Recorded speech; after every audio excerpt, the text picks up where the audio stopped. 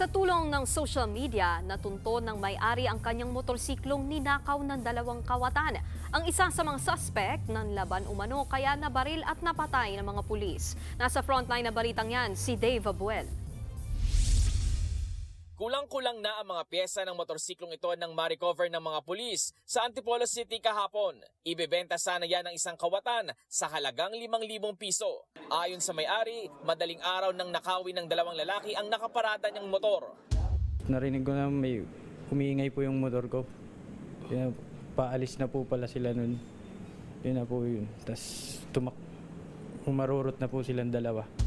Ayon sa biktima, gumamit ng improvised na susi ang mga sospek pero naputol ito. Posibleng nirekta na lang ang wirings kaya napaandar ang motorsiklo. Matapos mag-post sa social media, isang concerned citizen ang nagsabing nakita raw nito ang ninakaw na motor. Agad nilang pinuntahan ang sinabing lokasyon. Sakto naman daw na may nag-iikot na pulis sa lugar kaya humingi sila ng tulong.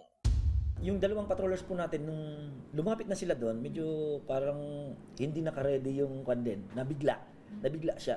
Nung nakita niya mga pulis, sabay takbo niya. Nagpaputok naman itong suspect at napilitan na mag-self-defense naman yung ating pulis. Bilang depensa, nabaril ng mga pulis ang suspect sa ulo nito. Nadala pa siya sa ospital pero binawian din ng buhay kalaunan.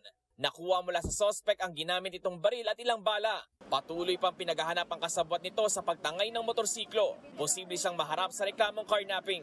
Nagbabalita mula sa frontline, Dave Abuel, News 5. Mga kapatid, Nikki de Guzman po. Iba na ang may alam at may pakialam sa panahon ngayon. Para sa tuloy-tuloy na balitaan sa Frontline kahit weekend, mag-follow at mag-subscribe sa social media pages ng News 5.